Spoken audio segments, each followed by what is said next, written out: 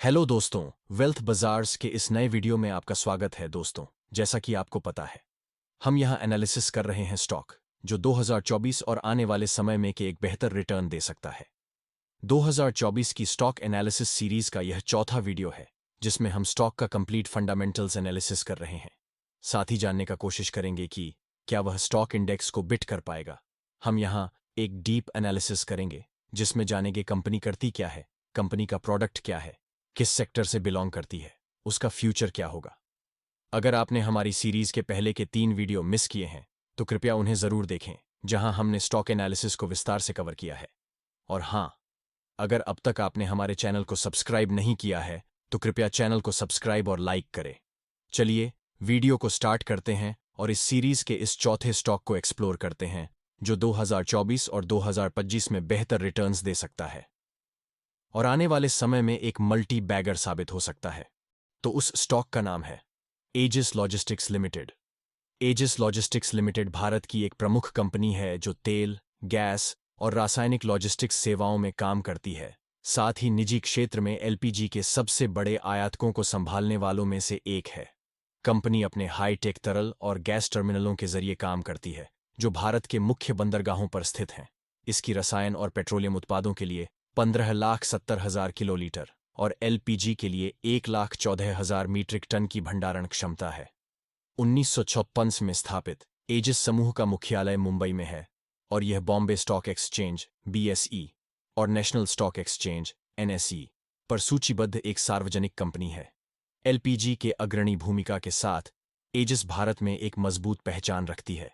इसके auto gas वितरण retail outlets का एक विशाल नेटवर्क है और यह विभिन्न वितरकों के माध्यम से घरेलू, वाणिज्यिक और औद्योगिक उपभोक्ताओं को एलपीजी सिलेंडर और उपकरण प्रदान करती है। एजिस एलपीजी अपनी गुणवत्ता, विश्वसनीयता, सुरक्षा और समय पर आपूर्ति के प्रति प्रतिबद्धता के लिए जानी जाती है। अब देखते हैं business area of the company and product of company. बात की जाए business area of the company की तो एजिस भारत की अग्रणी तेल, गैस और रसायन लॉजिस्टिक्स कंपनी है। कंपनी के 5 बिजनेस सेगमेंट्स हैं और उत्पादों और सेवाओं की डिलीवरी के लिए bulk liquid terminals, liquefied petroleum gas LPG terminals, feeling plants, pipelines और गैस स्टेशनों का एक नेटवर्क संचालित करती है। और कंपनी के प्रोडक्ट को देखा जाए तो बेसिकली 5 पार्ट में डिवाइडेड है। पहला, लिक्विड लॉजिस्टिक्स। दूसरा, गैस लॉजिस्टिक्स। तीसरा, ईपीसी सर्विसेज। चौथा, रिटेल एलपीजी। और पांचवा, मरीन। और साथ ही कंपनी एलपीजी अप्लायंसेज में भी काम करती है। दोस्तों, वीडियो में आगे बढ़ने से पहले मैं एक डिस्क्लेमर देना चाहूंगा। इस वीडियो में दिखाई गई स्टॉक ओनली एजुकेशन पर्पस के लिए है। मैं कोई सीबी रजिस्टर एनालिस्ट नहीं हूं। यहां की गई एनालिसिस केवल और केवल एजुकेशन पर्पस के लिए है। निवेश से पहले अपनी खुद की एनालिसिस और अपने फाइनेंशियल एडवाइजर की सलाह पर ही निवेश करें, क्योंकि स्टॉक मार्केट बहुत रिस्की होता है। चलिए अब अपने टॉपिक पर आते हैं। बात करें इसके प्रोडक्ट लिक्विड लॉजिस्टिक्स की तो एजिस ग्रुप जिस लिक्विड्स में काम करता है वह लिक्विड्स है petroleum, oil, petrochemical, chemical and vegetable oil industry. उद्योग के लिए बल्क लिक्विड्स को संभालने के लिए तटीय आधारित टैंक फार्म का एक नेटवर्क स्वामित्व और संचालित करता है। इस तरह के लिक्विड्स को स्टोर करने के लिए कंपनी के पास 6 टर्मिनल्स है: कंदला, पिपावाव, मुंबई, मंगलौर, कोची एंड हल्दिया। बात करें कांदला लिक्विड टर्मिनल गुजरात, ये बेसिकली 3 तरह के प्रोडक्ट को हैंडल करता है: class A, B and C products. इसका कैपेसिटी 1,40,000 किलोलीटर है। पाइपावाव लिक्विड टर्मिनल गुजरात, ये भी बेसिकली 3 तरह के प्रोडक्ट को हैंडल करता है: class A, B and C products. इसका कैपेसिटी 1,20,000 किलोलीटर है। Mumbai liquid terminal Maharashtra. बात करें इस टर्मिनल की तो ये भी class A, B and C products को हैंडल करता है। साथ इसके पास 62 टैंक्स है जिसका कैपेसिटी 2,75,000 किलोलीटर है। मंगलोर लिक्विड टर्मिनल कर्नाटक, इस टर्मिनल के पास भी 3 प्रोडक्ट है और इसका कैपेसिटी 75,800 किलोलीटर है।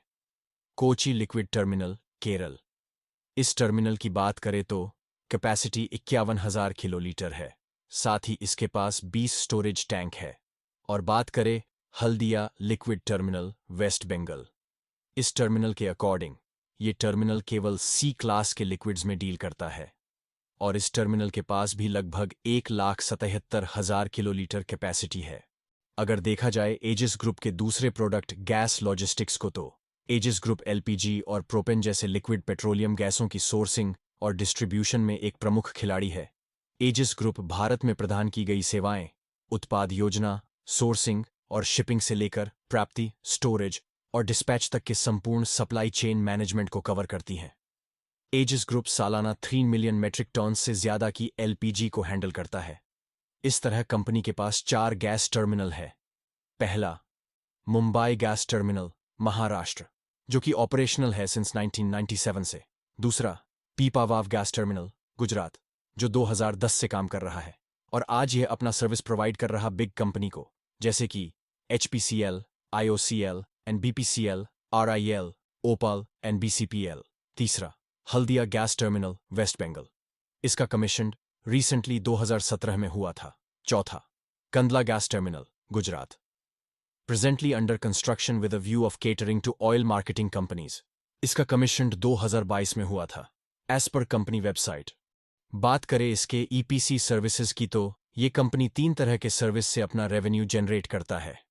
पहला, एलपीजी ट्रेडिंग। इसके तहत company LPG, propane and butane की ट्रेडिंग करता है और एचपीसीएल, बीपीसीएल, आईओसीएल, रिलायंस और अदर कंपनी को सप्लाई करता है।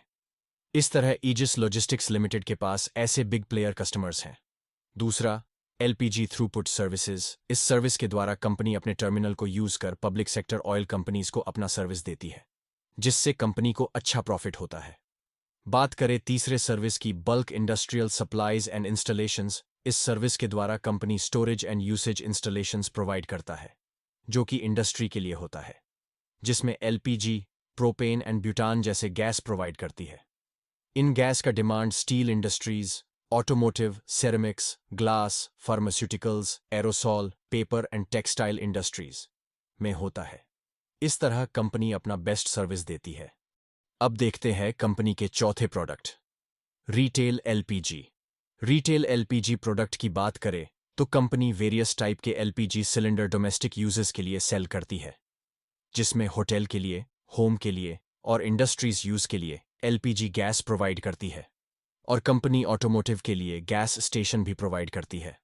इससे भी कंपनी को अच्छा रेवेन्यू जनरेट होता है। साथ ही कंपनी होम अप्लायंसेस के लिए भी काम करती है, जिसमें गैस चूल्हा, pressure cooker, cookware, LPG iron और एलपीजी एक्सेसरीज भी सेल करती है। बात करें लास्ट 5वें प्रोडक्ट की, मरीन। ये प्रोडक्ट बेसिकली एक प्रकार का सर्विस है, जिसमें कंपनी ने जापान जैसे देशों से गैस और लिक्विड बाई करती है और अपना ट्रांसपोर्ट यूज करती है और अपने पोर्ट टर्मिनल पर स्टोर कर फिर सेल करती है, और पाइपलाइन द्वारा इंडिया के पीएसयू जैसे कंपनी को सप्लाईज करती है। दोस्तों, आइए अब समझते हैं कंपनी के एसेंशियल्स और एनालिसिस करने का कोशिश करते हैं कि कंपनी अभी कैसा परफॉर्म कर रही है। बात करें कंपनी के मार्केट कैप की, तो अभी करंट में 15,566 करोड़ रुपए हैं। पीई रेशियो करंट में 35 के पास है और ईपीएस अर्निंग पर शेयर 12.57 है। और देखा जाए कंपनी के ऊपर कर्ज स्टैंडअलोन बेसिस पर, तो अभी लगभग 17 करोड़ रुपए के पास है, और इसके विपरीत कंपनी के पास कैश लगभग 430 करोड़ रुपए है। इससे यह साफ जाहिर है कंपनी अभी वर्चुअली डेट फ्री कंपनी है और अभी अच्छी पोजीशन में दिख रही है। बात करें करंट मार्केट प्राइसेस की, तो अभी 450 के आसपास चल रहा है, और बात करें पिछले 1 ईयर की, तो कंपनी ने लगभग 20% का रिटर्न दिया है, और लास्ट के 5 ईयर में कंपनी ने लगभग 112% का रिटर्न दिया है। अगर बात की जाए कंपनी के सब्सिडियरी कंपनी की, तो ईजिस लॉजिस्टिक्स लिमिटेड के पास 10 सब्सिडियरी कंपनियां हैं। Eastern India LPG company private limited, sea lord containers limited, Aegis group international limited, Aegis gas LPG private limited, Aegis international marine services private limited, Aegis terminal limited, Aegis Vopak terminals limited, Hindustan, Aegis LPG limited, Konkan storage systems, Kochi private limited and CRL terminals private limited. Annual report 2022-23 के according company ने liquid logistics division से revenues लगभग 418 crore revenue generate किया है। Yearly report 2021-22 से compare करें तो लगभग 55% का ग्रोथ दिखाया है। बात करें गैस डिवीजन की तो इस सेगमेंट से कंपनी ने एनुअल रिपोर्ट 2022-23 के अकॉर्डिंग 8,209 करोड़ रुपए जनरेट किया है, जबकि इसके पिछले एनुअल रिपोर्ट 2021-22 के अकॉर्डिंग 4,361 करोड़ रुपए जनरेट किया था। इससे साफ जाहिर है कंपनी ग्रो कर रही है। अगर बात करें न्यू डेवलपमेंट्स ऑफ प्रोडक्ट की तो फाइनेंशियल रिपोर्ट 2022 एंड 2023 के अकॉर्डिंग कंपनी ने बताया 1,750 का न्यू इन्वेस्टमेंट करेगी, जिसमें 1,31,000 मीट्रिक टन की एलपीजी स्थैतिक क्षमता में वृद्धि और 1,70,000 केएल की तरल पदार्थ क्षमता में वृद्धि की जाएगी। इसके साथ ही कंपनी ने पीपा वाव और मैंगलोर और हल्दिया बंदरगाह ने इसका निर्माण भी शुरू कर दिया है। दोस्तों, अब देखते हैं financial overview annual report last 5 years के। सबसे पहले देखते हैं प्रॉफिट आफ्टर टैक्स। पिछले 5 साल का प्रॉफिट आफ्टर टैक्स का ग्राफ को देखा जाए तो ये लगातार इंक्रीज हो रहा है। 2018 की बात करें तो ये लगभग 250 करोड़ के पास था, जो 2023 में बढ़कर 5 करोड़ से ज्यादा हो गया है। बात करें प्रॉफिट बिफोर टैक्स की तो पिछले 5 सालों में ये भी लगातार इंक्रीज हो रहा है, जो कि 2023 के एनुअल रिपोर्ट के अकॉर्डिंग ये भी लगभग 650 करोड़ के पास पहुंच गया है। ईबिटडा भी लगातार इंक्रीज हो रहा है, ये भी 800 करोड़ से ज्यादा का है और पिछले 5 साल से लगातार इंक्रीज हुआ है।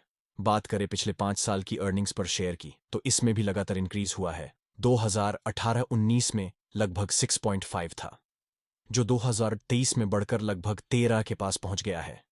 अब बात करें सबसे मोस्ट इंपॉर्टेंस डेब्ट टू इक्विटी एंड नेट डेब्ट टू इक्विटी रेशियो की। अगर पिछले 5 साल का डेब्ट टू इक्विटी एंड नेट डेब्ट टू इक्विटी रेशियो का ग्राफ को देखा जाए तो डेब्ट टू इक्विटी रेशियो लगातार इंक्रीज हुआ है, बट नेट डेब्ट टू इक्विटी रेशियो लगातार डिक्रीज हुआ है।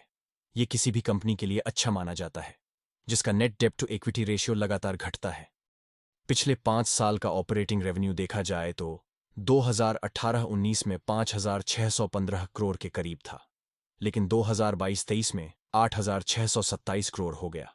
फाइनेंशियल डेटा एनालिसिस से ये समझ में आ रहा है कि कंपनी अभी ग्रोइंग फेज में है। ऐसा लगता है आने वाला समय में कंपनी अच्छा कर सकती है, ऐसा डेटा एनालिसिस से लग रहा है। लेकिन ये मेरा पर्सनल ओपिनियन है, ये किसी भी प्रकार का निवेश का सलाह नहीं है। किसी भी निवेश से पहले खुद की समझ और बुझ के साथ निवेश करें और अपने सलाहकार की सलाह लें। बाकी स्टॉक मार्केट बहुत रिस्की होता है, यहां अपना हार्ड अर्न मनी गंवा सकते हैं। दोस्तों, अब बात करते हैं शेयर होल्डिंग पैटर्न की। सबसे पहले बात करें प्रोमोटर शेयर होल्डिंग पैटर्न की तो प्रोमोटर के पास लगभग 58% होल्डिंग है, जो कि बहुत अच्छा है। ऐसा माना जाता है अगर किसी कंपनी में प्रोमोटर की होल्डिंग 60% या 60% से ज्यादा है तो कंपनी अच्छा होता है। लेकिन ईजिस लॉजिस्टिक्स का प्रोमोटर होल्डिंग लगभग 60% के पास है, तो ठीक है। और प्रोमोटर अपना शेयर प्लेज भी नहीं किया है। प्रोमोटर को अपने कंपनी के ऊपर स्ट्रांग फेथ है। कहीं ना कहीं प्रोमोटर को लगता है कंपनी फ्यूचर में ग्रो करेगी। बात करें एफआईआई की तो एफआईआई इस स्टॉक में बहुत ज्यादा फेथ कर रहे हैं। इन्होंने इस कंपनी में लगभग 18% का होल्डिंग रखा है। कहीं ना कहीं ये भी स्ट्रांग सिग्नल है किसी भी स्टॉक को अच्छा परफॉर्म करने का और फ्यूचर में अच्छा करने का। डीआईआई की बात करें तो ये भी बहुत ज्यादा इंटरेस्ट दिखा रहे हैं इस स्टॉक में। लास्ट के 2 क्वार्टर में इन्होंने अपना होल्डिंग बढ़ाया है और ये बढ़कर लगभग 5% के करीब आ गया है। और पब्लिक के होल्डिंग को देखा जाए तो ये लगातार डिक्रीज हो रहा है। कहीं ना कहीं ये भी एक सिग्नल है इस स्टॉक को फ्यूचर में अच्छा रिटर्न देने का और अच्छा परफॉर्म करने का। ऐसा माना जाता है जब पब्लिक होल्डिंग घटता है तो बिग इन्वेस्टर एंट्री लेते हैं और स्मॉल इन्वेस्टर और रिटेल इन्वेस्टर से माल खरीदा जाता है, जिससे रिटेल इन्वेस्टर का होल्डिंग घट जाता है। अब देखते हैं कंपनी के टॉप 4 रेशियोज लास्ट के 5 ईयर का। जैसा कि हमने पहले बताया कंपनी का सेल्स ग्रोथ, आप इस ग्राफ से समझ सकते हैं कंपनी का ग्रोथ लगातार इंक्रीज हो रहा है। लास्ट के 1 ईयर में लगभग 150% का ग्रोथ आया है। लास्ट के 5 ईयर में लगभग 44% का ग्रोथ हुआ है। प्रॉफिट ग्रोथ को देखा जाए तो लास्ट 1 ईयर में 81% का प्रॉफिट ग्रोथ आया है और लास्ट के 5 ईयर में लगभग 52% का प्रॉफिट ग्रोथ कंपनी ने शो किया है, जो कि बहुत अच्छा है। बात करें आरओई परसेंट की तो इसमें भी कंसिस्टेंसी के साथ ग्रो दिखाई दे रहा है। लास्ट के 1 ईयर में 44% का ग्रो हुआ है। इसके साथ ही देखा जाए लास्ट के 5 ईयर का तो लगभग 21% का ग्रोथ आया है, जो कि बहुत अच्छा है। और अब देखते हैं कंपनी का रिटर्न ऑन कैपिटल एम्प्लॉयड। बात करें लास्ट के 5 ईयर्स की तो लगभग 22.5% रिटर्न ऑन कैपिटल एम्प्लॉयड दिखाया है। और बात करें लास्ट के 1 ईयर का, तो 1 ईयर में 51% है, जो कि बहुत अच्छा है। अब देखते हैं फाइनल कंक्लूजन। फाइनल कंक्लूजन की बात करें तो कंपनी का स्टॉक प्राइस अभी अच्छे वैल्यूएशन पर है, लगभग 440 के पास, जो इंट्रिंसिक वैल्यू को जस्टिफाइड कर रहा है और अभी फेयर प्राइस है। बात करें इसके फाइनेंशियल्स की तो कंपनी एक स्टेबल ग्रोथ दिखा रही है और अपना डेट एक कंट्रोल वे में रखा है, जो कि किसी कंपनी के लिए बहुत अच्छा माना जाता है। हालांकि कंपनी एक अच्छी पोजीशन में दिख रही। बाकी अब आने वाला समय और इसका परफॉर्मेंस कैसा रहेगा, ये आने वाले इसके फाइनेंशियल रिजल्ट्स पर डिपेंड करेगा। इसके साथ ही वीडियो को समाप्त करते हैं। और आपको फंडामेंटल की ये सीरीज अच्छा लग रहा है तो कमेंट बॉक्स में कमेंट करें, लाइक करें, अपना सजेशन दें। ऐसे ही क्वालिटी कंटेंट को देखने के लिए हमारे चैनल वेल्थ बेजर्स को लाइक और सब्सक्राइब करें। धन्यवाद।